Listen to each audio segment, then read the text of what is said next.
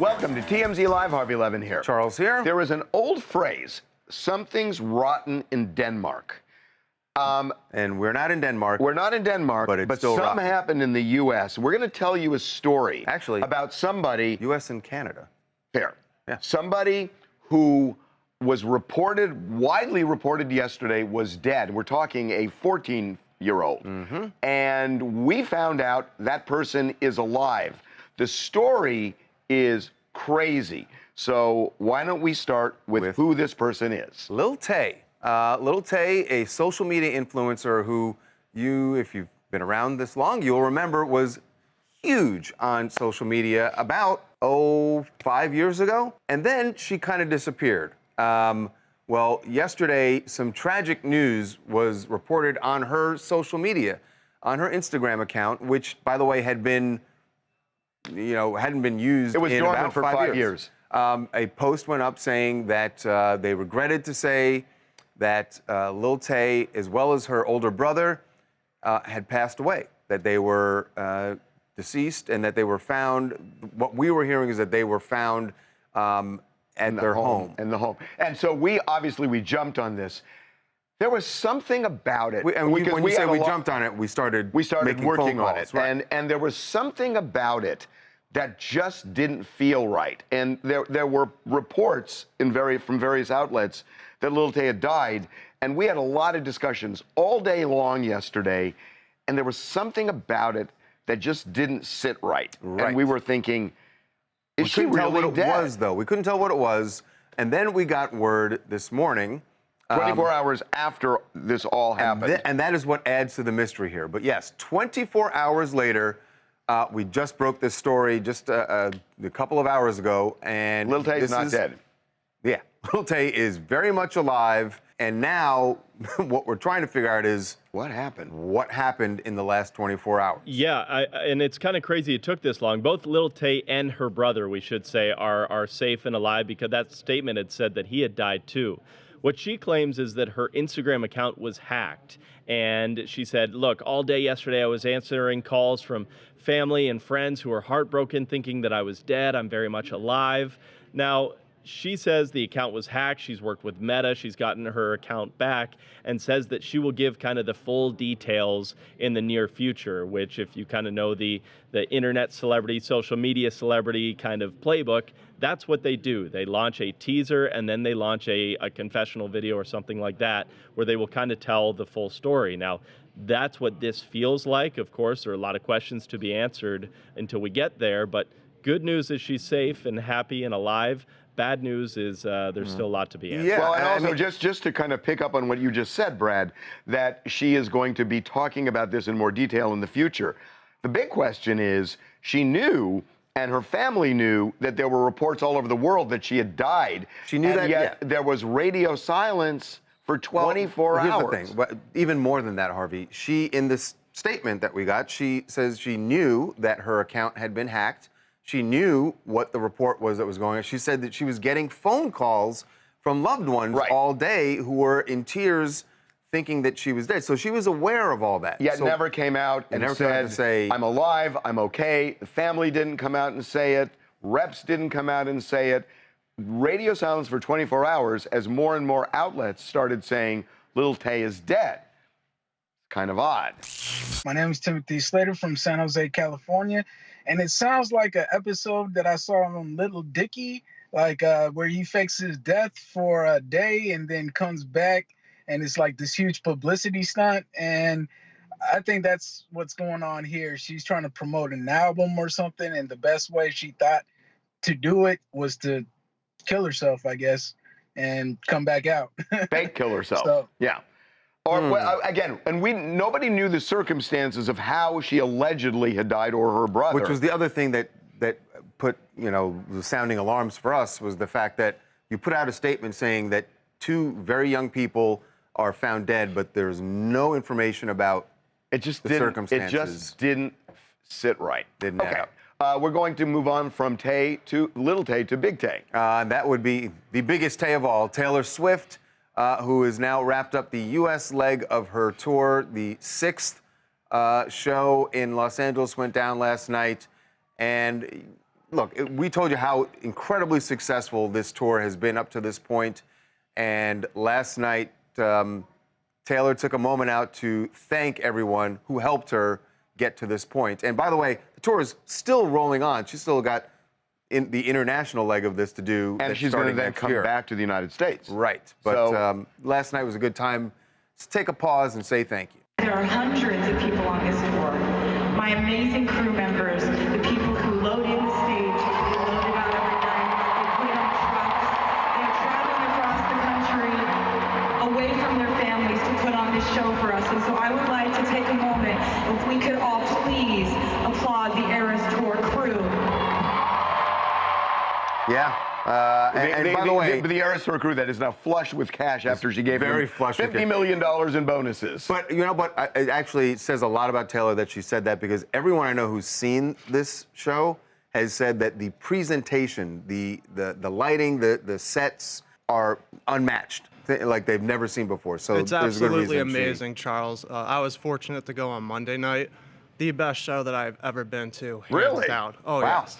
Really? There you go. Yeah. Why so? I've been fortunate to go to a couple different tours, and this one where she does every single era. She does every album. You get a little bit of like each one. It's the best of each one.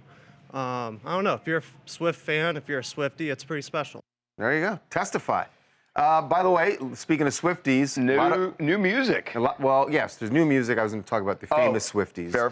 And then we'll get to the big announcement. Okay. But yes, famous Swifties in the audience. Adam Sandler. He didn't dress up. Of course he didn't dress up. John Krasinski and Emily Blunt, Emma Stone.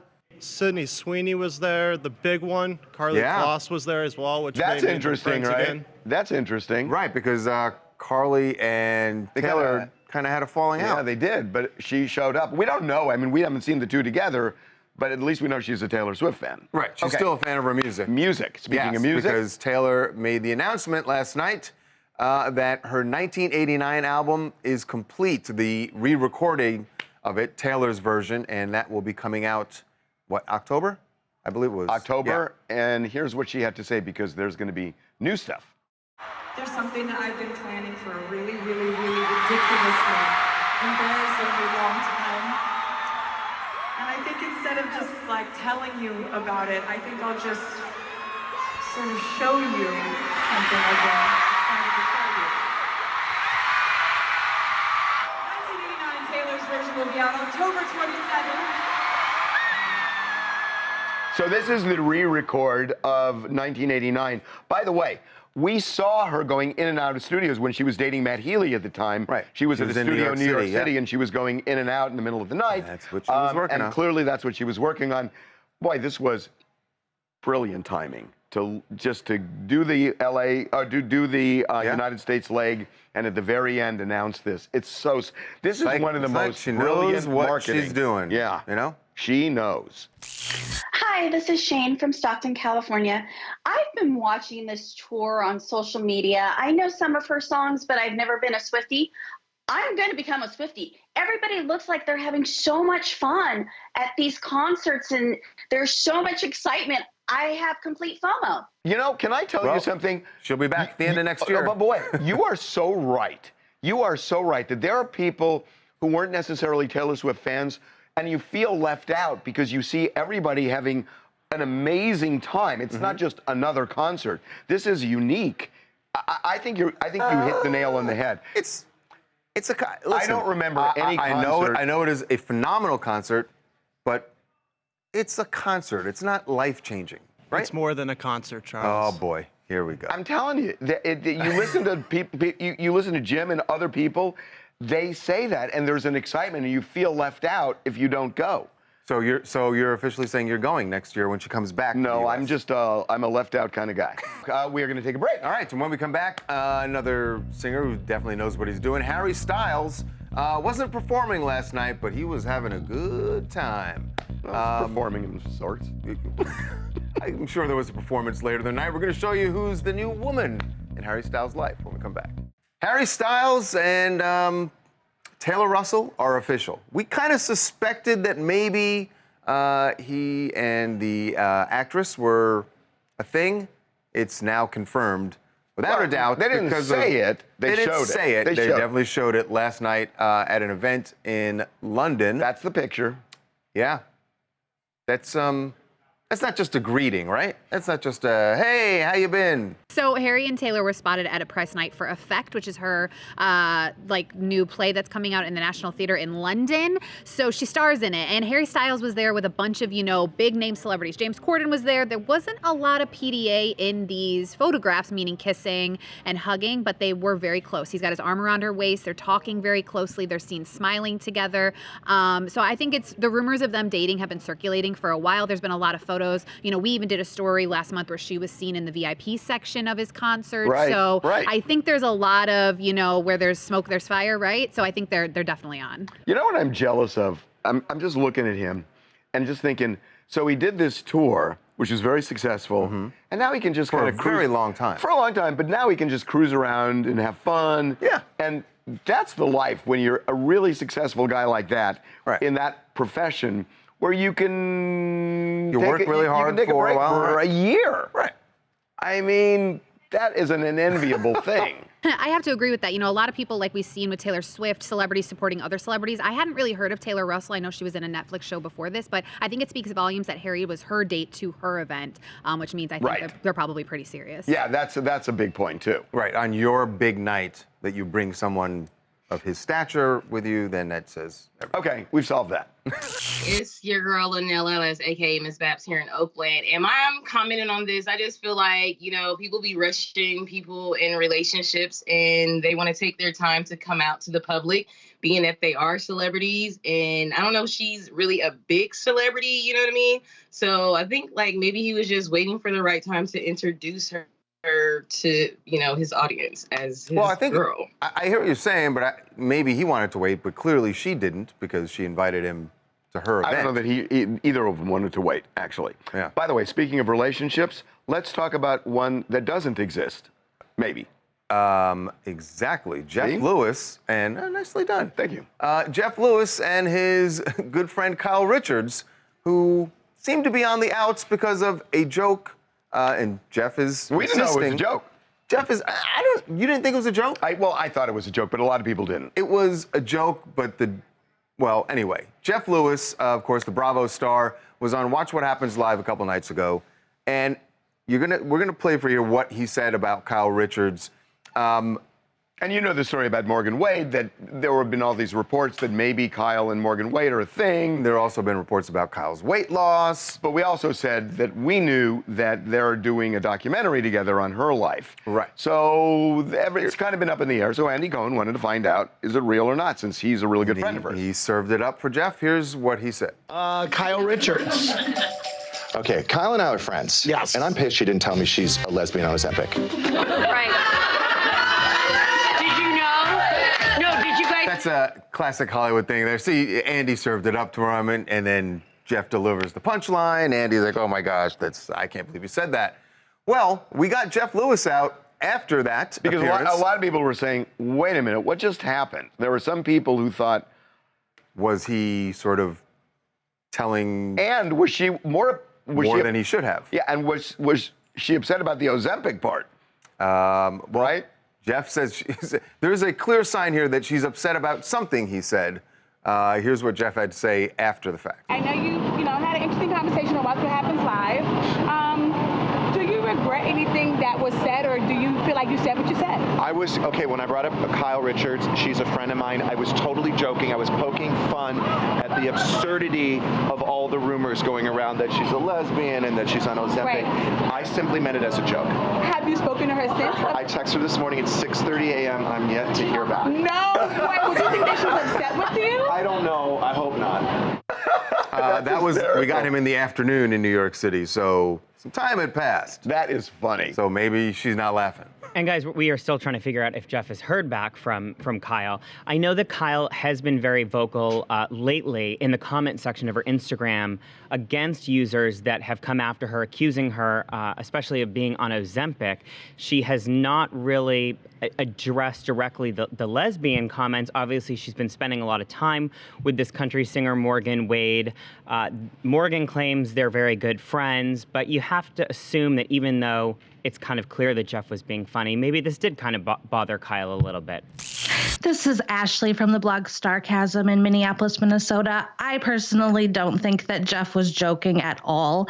I think that he's going for like this shock jock persona, and he's only dialing it back now because he's realizing the consequences of it. Kyle has said both of these claims aren't true, but even if they are, you're not really supposed to say the quiet part, you know? So I think that he's just in a little bit of hot water, but I don't think it was a joke at all. Oh, well, I don't think he believed that when he said it. I believe him now. when he was walking with our photog. Okay, I love this. I love this next story. There is a huge change. You will relate to this next story. Huge change coming to the home of John Legend and Chrissy Teigen, or maybe not. Chrissy says that John has proposed something new in their household, and she's not taking kindly to it. Switching it up. Let me know if you think this is acceptable. After 17 years of sleeping together, John wants to switch sides. This is the side. I'm on the right side right now. But I know, but you want me to be on that side now, and I've been sleeping too well. My other shoulder needs some. No one cares. That, I gotta say, we had a long discussion about this. Everyone in the newsroom can today. relate to this. Yeah, I mean, Everyone's got an opinion. Is it okay to switch it up at a point? And I say no. I mean, I say no. That it's off-putting. It's weird. I totally why is agree it with you, Harvey. weird? There's just absolutely no way after 17 years I would ever switch positions. Like, I'm sick. I mean, stuck into my ways. There's no way I'm comfortable. I have like a little like bed like swoop because my body like just always goes into the same position. That's my spot. Absolutely. No, Might be time for a new mattress, Tawanda. But that's absolutely true. I mean, there are so many like subtle things that can mess up your sleep. So I'm Team Chrissy on this, actually. Also, I noticed Chrissy's sleeping on the wrong side of the bed anyways because the man is supposed to sleep closest to the door, and in that video, she's sleeping Did you closest see to the door? Oh, can you, Tawanda, Yeah. you know what this is? No, I'm so serious. Like, you can see that Tawanda. John's on the side closest to the window, so Yeah. if a robber comes in, he can't protect her. Tawanda, that's an old thing. It's like there's equality now. Well, I'm old school, traditional. She can get attacked too. Yeah, but he needs to go Is that first. what you're saying? He needs to protect the prized possession, his wife. Okay. All right. We're gonna take a break. All right, when we come back, Travis Scott's concert in Rome at an ancient site has shut down everything in Rome. They say no more rock concerts, no more rap concerts, and it's all because of this show. What were they thinking even inviting Travis Scott, having him there for this show? We're gonna talk to an expert on Rome archaeology and history when we come back. Well, Travis Scott's return to a major concert venue did not go very smoothly. Not nearly the disaster, obviously, that Astroworld was a couple of years ago. But he shut down part of Italy permanently. Right. They are making permanent changes in Rome because of this concert that he had Monday night. We showed you how the crowd erupted, especially when he brought out Kanye West, which is a whole other story. But this concert was being held at a very historic location in Rome, the Circus Maximus, which is near the Colosseum, but it is an ancient place where they had chariot races. So it was a mess, and there were injuries. People were pepper gassed. There was a kid that was injured. 60 people had to be treated for either injuries or exposure to pepper gas. So now, all of a sudden, the authorities are saying there ain't gonna be no more of these concerts in these historic locations in Italy. By the way, you see the way the crowd is jumping there? There were people who were calling They thought it was an emergency earthquake. services because they thought it was an earthquake in Rome. So big changes, though. So why have a concert like this at such an historic location in ancient Rome? To help us address that and what happens going forward in Rome, our friend Darius Arya, historian and archaeologist, we spoke to him a couple weeks ago about the Colosseum and the UFC fight. And he is joining us once again. Darius, welcome back to TMZ Live. Hey, Darius. Hey, how you guys doing? Clearly not as good as you. Yes. There is absolutely no doubt about not as good as you. Look, we talked a couple of weeks ago about you saying there was no chance in hell that there would be a UFC fight in the Colosseum. Now they're shutting down Circus Maximus. So it feels like Italy is just slowly shutting down. What happened here? I think the expectations were, it just blew everyone away with the participation of the crowd. And but listen, we've had Rolling Stones playing the Circus Maximus. We just had Guns N' Roses playing in the Circus Maximus. Didn't hear anyone complaining about that. So we have and I'm talking like just a couple of weeks ago. So we've got a long tradition for several decades of rock bands playing in the Circus Maximus, in addition to opera performances, all kinds of other events. It's a great venue because it's a huge valley between two historic hills. It's where the chariots were raced, so imagine Ben-Hur, and it held 150,000 people. So I think there were like 70,000 people at that concert the other night. Imagine 150,000 people cheering for the stands for the chariot racers. Now that's a performance I would love to see. But I think they're just really concerned about preservation of monuments. They're concerned about, I guess, decibel levels. They're concerned about damage to the monument because most of it's buried underneath. So maybe there's a void and, people are just going to collapse through. I mean, who knows? Yeah, they let the Rolling Stones play. They let Guns N' Roses play. There was no incident. There's no doubt that Travis Scott's concerts are loud, but I don't think that they're that much louder than Guns N' Roses or the Stones. I don't know. I think really the issue, the fact here, the point is that it's the crowd never behaved at that degree that did so much activity, and I think that's the concern.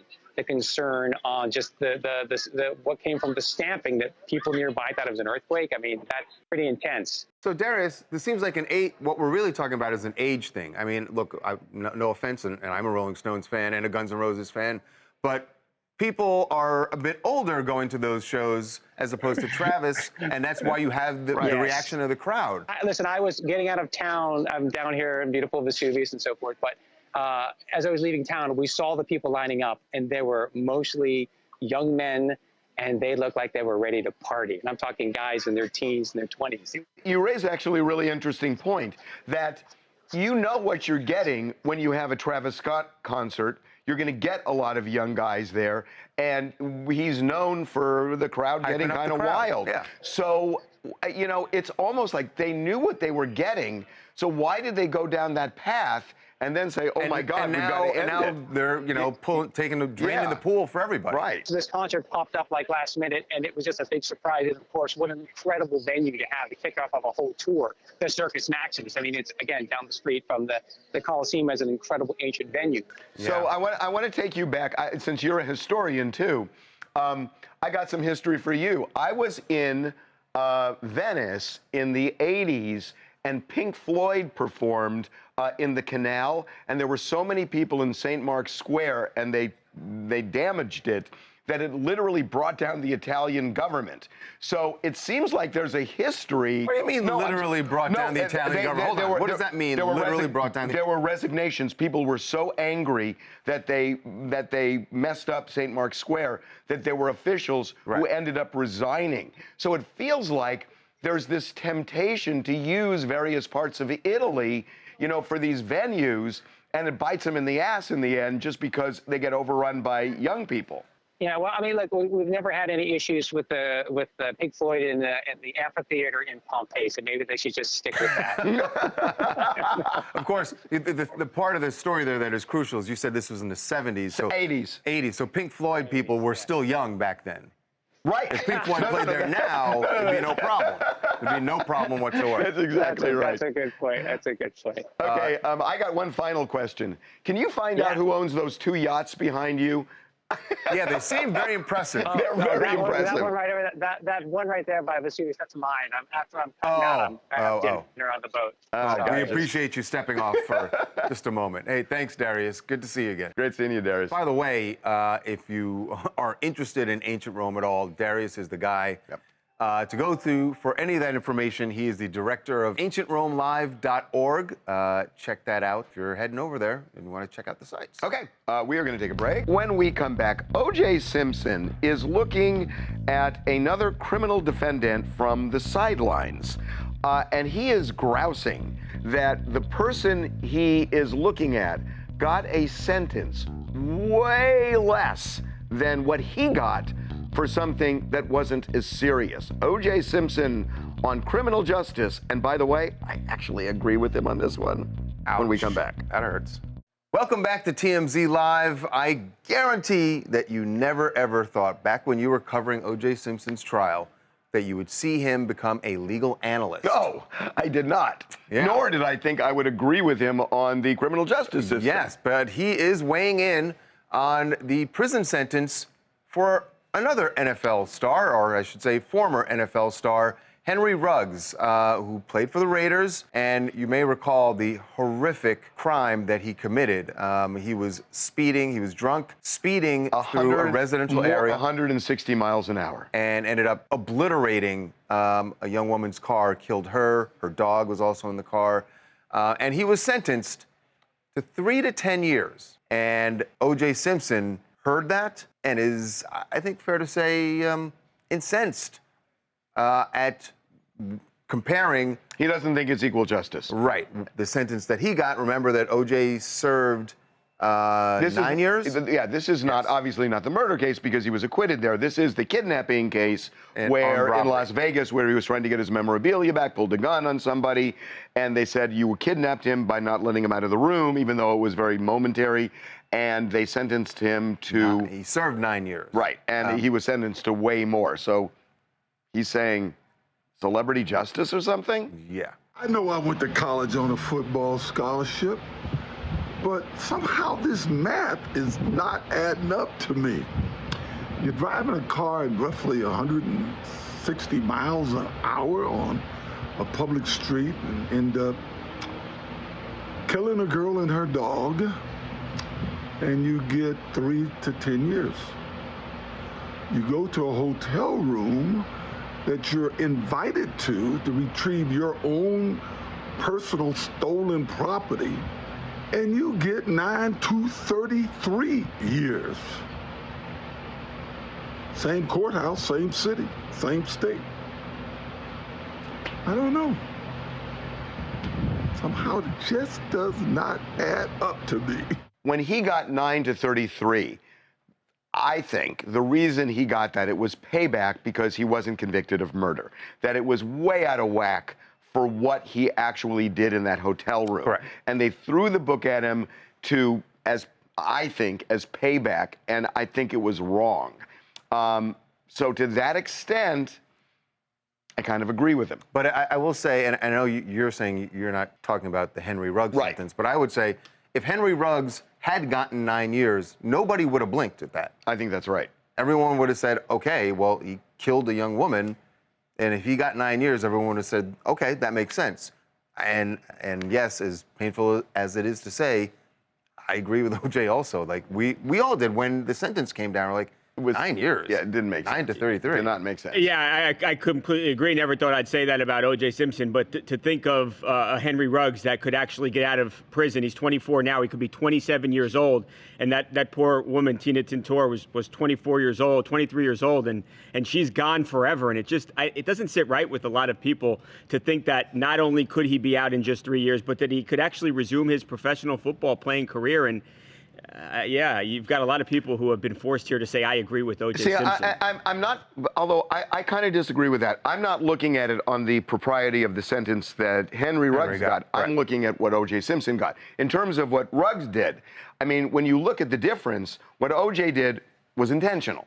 I mean, when he pulled the gun and everything else, it was and intentional. He went to the room intending to do. This was gross recklessness. He didn't intend to kill somebody. But it is what happened, Harv. But Harvey, it's like you look at 3 years versus 9 years. Nobody was hurt. I get O.J. was intentional. He knew he was doing what he was doing. Knew he was bringing a gun to the hotel room. But nobody was hurt at the end of the day. So what you're saying, Harvey, is that because one crime was intentional as opposed to reckless, that justifies not exactly. only 3 years. Not exactly. What I'm saying, and I actually out of law school, I wrote a law review article on this because I felt so strongly about it. You take two drunk drivers and you fuel them with the same amount of alcohol, and they both drive down the street drunk. One of them is able to get home safely or maybe get stopped by a cop, and he ends up getting probation. The other one is driving along the same way. Somebody runs out in the road, and you hit him and kill him. That person goes to prison for many years. what's the difference in terms of their state of mind? I agree. They had the exact same state of mind. I hear what you're saying, but I'm one sorry. One got lucky, no, one no, didn't. but Harvey, but one in Henry Ruggs was driving, in addition to being drunk, was driving 160 miles per hour. Even if he was sober, Harvey, if he was sober and he had hit that woman's car, the same thing would have happened, right? Right. So would you then say that he didn't intend to kill her? If you turn your car into a missile, it is driving down a 45 miles an hour can kill somebody, Charles. 45 miles an hour will absolutely kill somebody. It will kill somebody. And if they're walking across the street and you hit them, it will kill them. And so all I'm saying is... I'm saying that in this there's particular a far greater case, likelihood, Harvey, if you're going more 156. egregious than being drunk. It was terrible what he did. I'm not excusing it. What he did was awful. It was horrendous. But all I'm saying is, I think drunk driving, and look, maybe what I'm saying is we should treat all drunk drivers more harshly than we do. I don't think the drunk is the more... But the speed is more egregious here. I know, here. but you lose your judgment when you're wasted. And when people get in a car and they're wasted, it's just dumb luck if they get to where they're supposed to go without hurting somebody. That's all I'm saying. Hey, I'm Sammy from Atlanta, and I just want to add to this that Henry Ruggs really did make a mistake. And I think a lot of this that OJ is forgetting is it's a different time than when he went to jail for his crime. It is more lenient nowadays because of just how the social climate is. Like Henry Ruggs, he's gonna learn his lesson, and I wish him the best. Like you said, he'll get out of jail and maybe get to continue his football career, and he does deserve that because it was a mistake. And rest in peace to the soul that lost her life. Is a mistake that took someone's life. Yes. I just think we are not honoring. Well, no, but honoring means when you say. But to say that, and I'm not saying that Henry Ruggs doesn't deserve to continue his life. Do you punish somebody for revenge? That's the question. You're suggesting you punish them for revenge. I'm saying if someone's life is lost, then you should serve more time. And if that's controversial, then fine. Well, but wait a minute. But the person who drove down the street and got lucky is just as reckless as the other person. I'll tell you what. Maybe we'll take a break. And when we come back, we will get into the story that we've broken. Probably 10 of them. About Elon Musk and Mark Zuckerberg and the big fight. Well, Dana White is talking about where it might actually go down. And we did break a story about Rome. Well, after Travis Scott, we know it's not going to happen here. But Dana White is telling Mike Tyson about the plans for this fight.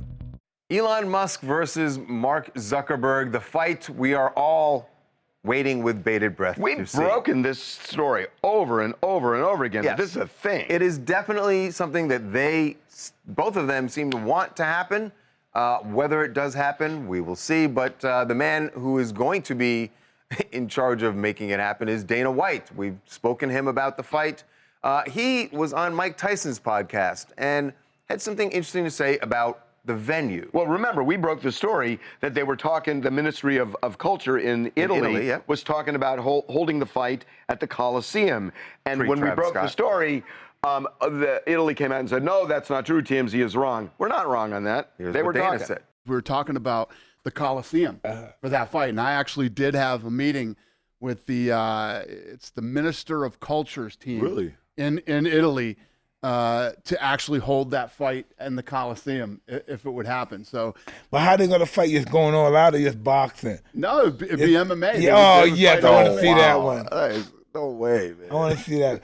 Yeah, we're talking. But think about how big that fight is. Two of the richest, most powerful guys in the world are gonna I would fight pay for it on the biggest stage you ever. Would pay for that, Mike? Everybody would. Who doesn't want to see that fight? So there you go.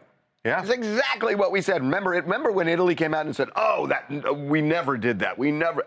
Yeah, and people rolled their eyes at this too. Everyone was like, "There's no way this is actually happening." And here's Dana White saying, "Yes, I spoke with these officials and we had this conversation." But he did bring up a great point that everyone is going to want to watch this fight. So it doesn't necessarily have to be at the Coliseum for people to be interested in this, because he said even anyone's grandma would watch, and that's true. It's probably going to be in Las Vegas if it happens. My guess is November and December, and they both want to fight.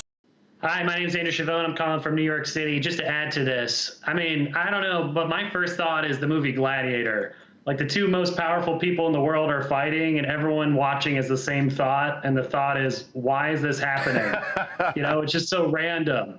The two of them don't even look like fighters. They look like Magic the Gathering lovers. I will say Zuckerberg looks like a fighter now. He does look like. Okay. Yeah. That time of the week, folks. Your favorite time. Tim is here with his rejects. What do you got, Tim? All right, so are you guys familiar with a Ferrari Monza? I am. It's a Ferrari beautiful car, a Monza. Beautiful car, very expensive. It starts at One-seater. $1.8 million. One-seater? Yeah. It starts at $1.8 million. So you probably wouldn't want anybody to get near your car if you have one. Check this out. A professional skater decided to jump over the car, and he does. He succeeds, but can you imagine if you know? Oh my God! Wow. He barely made it. He barely made I don't know who owns that car, Wow. but yeah. Okay, next. All right, so I don't even know how to introduce this because it's just so cool. Well, it's going to be quiet here. It involves a hula hoop, a skateboard, and 3 people. So just check this out. It's really cool. One guy has a hula hoop, one guy has a skateboard. The guy in the middle does a flip through the hula hoop, and the guy, yeah. So you just have to. There's a lot going on here. You'll see it again. Oh, wow. Here. What? Whoa. That was cool. All right, so he's going to jump. He does a He's going to flip. send the he does a skateboard flip, over. And he goes in his legs. Throw it through. And then it gets to him. That's pretty cool. Yeah, it seems simple in the end, but it's not. Right, no, but very, very impressive. In slow motion, it doesn't look all that impressive. Right, but all 3 have to be on the same page. You have to time it out perfectly, and you have to land it and do the flip and all that. So pretty cool. There were a lot of bruises that went into yeah, I'm sure this wasn't the first take. That does, now that you watch it in slow motion, it doesn't look all. It's not all that. I don't know. I'd like to see you guys try that and then let me know if it's easy or not. You're crazy. I am happy to. I can send the skateboard and catch the. No way. Okay, last one. All right, so when you go skydiving, there's usually a large area where there's a place to land, right? So.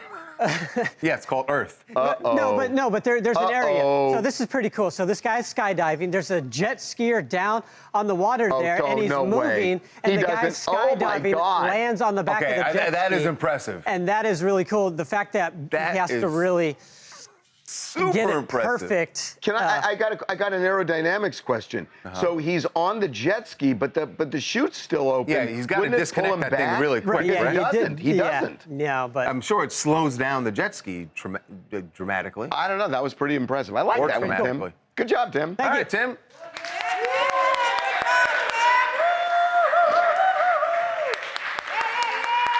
All right.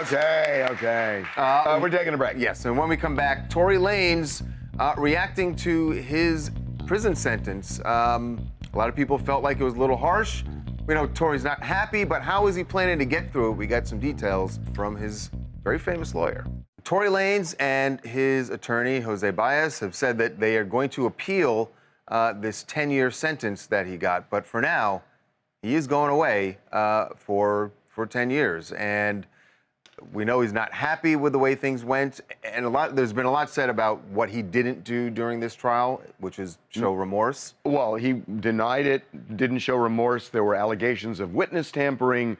So all of that may have factored into the judge's decision here. Right, and it's still not hearing a lot of remorse, but he is sort of preparing to deal with 10 years in prison. So I spoke with Tory's attorney yesterday, Jose Baez, and he explained to me that Tory has a huge obstacle ahead of him. Like you guys mentioned, he's incredibly disappointed by the judge's sentence. And I asked, what is he going to do moving forward? How does he plan to attack this? And he said, Tory's faith in God, his friends and family, and his immense amount of support that he's received from fans. He was hammering home the amount of community service that Tory's done over the years, and with that, he's drawn a huge community. Of course, he's his defense attorney, so he's going to bring up the community service part, but that was also something that was explained in court. But all in all, I mean, Tory and his family just feel like that he got cut a raw deal. And by the way, it is so difficult to get a judge's sentence overturned. You have to show abuse of discretion. It is a really hard thing to show. So that is a major uphill climb. Aaron Robbins, New York, New York. Isn't it funny that he could have took a plea deal and got probation, but he was so arrogant that he decided, you know what? I'm going to be proved innocent in court. I mean, I want to feel sympathy and empathy for this man, but all along he did all the wrong things, except apologizing, telling the truth, behaving appropriately. He tried to smear this girl all along. He gets what he gets, and you can't be upset. You did this to yourself, sir. I think some of the things you just said were channeled to the judge as well, and came out in the sentence. Exactly. What else you guys want to talk about? Hey, I'm right here in Alabama, and Lil Tay, why did it take so long for Lil Tay to, get found? Why did it take more than 24 hours? Listen, we all love Lil Tay. I'm so glad she's alive, but why? Why did it take more than 24 hours? Yeah, that's the big question. No, and you had a lot of her fans who were mourning. I saw it on social media all day who were like, this is so awful, can't believe she's gone. And the whole time we're watching these comments, just going, I don't know that she's gone. It just didn't. It didn't feel right. And I got to say, it still doesn't feel right. Yep. One more. Hi, I'm Dr. Rose Schmidt, and I am calling in from Austin, Texas, and we are talking about Jeff today. I'd just like to say that I believe there's a time and place for everything, and when you're dealing with your friends and personal information, you should just keep that to yourself and not talk about it on national television or otherwise. Well, except that he's on a talk show and it's entertainment. And he said it was a joke. And he said it was a joke, but maybe some jokes, I don't know. You think twice before you say it, but whatever, he was on live television, so. There's been a lot worse said. I mean, much worse. We're taking a break. All right, when we come back, we've all gotten used to seeing Shaq Daddy with a certain hairstyle, as in no style. That is about to change. You're gonna see a new look from Shaq when we come back. Well, for those of you who are follically challenged, Shaq is here to offer some hope, perhaps. Did he get that Propecia thing? I don't know what he got, but looks good? But I was caught up but to my satisfaction. Okay, the lip syncing needs work. Yeah, the lip syncing needs work. I gotta say, I kind of like the hair on him. When he posted it, said something in the caption about new music coming soon. I mean, Shaq might have an album coming. Remember, he DJs, so. Remember that Shaq actually, there was a raps. time when he wasn't sure whether he wanted to continue basketball or going into rap. I think he chose wisely. Well, no, he had both albums. Have you seen his stats? No, I understand that. He had two options there. I think he chose wisely. Before we play the video, we'll see you tomorrow.